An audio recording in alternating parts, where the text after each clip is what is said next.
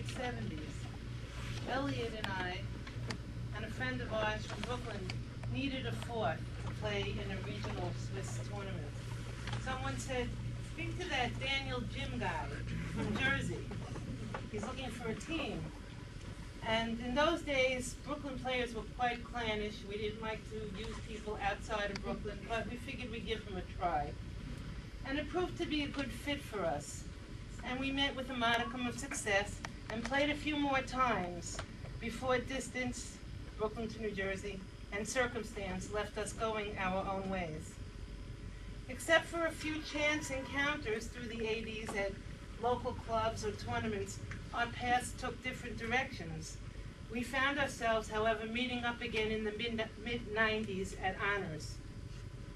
One day Jim asked me if I would be willing to play with his significant other, Bonnie. At that time, my qualifications for a partner was 2/1 with 1 no-trump forcing. She passed, and our friendship began. I found Bonnie to be a fun partner. It's going to be hard to yell at. It's going to be hard to yell at that person.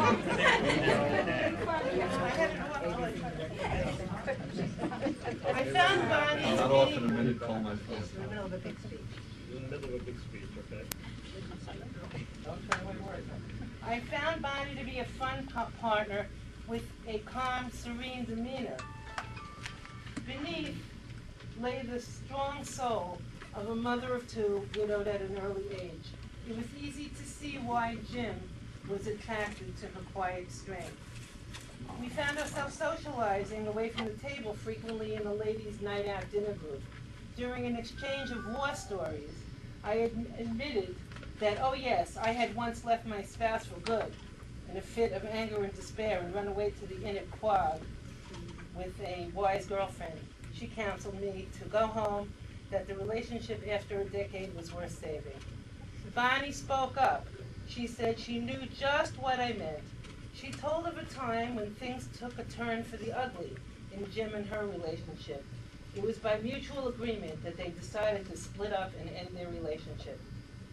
Fortunately, each party was found to be sufficiently miserable without the other, and realized that the split was a giant mistake.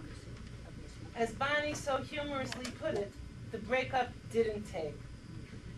This leads me to believe that when the whole is greater than the sum of the parts always know it, eventually. So now we must say our goodbyes to Jim. I'll miss playing against him at the table. He always treated me with respect and was a true gentleman. I'll miss eating out with him at the occasional tournament. And of course, I'll miss celebrating with him on New Year's Eve at the yearly party, where he was fun and brought great pastry. But for now, my heart is with my friend Bonnie, and my prayer is that time will be her ally. Thank you.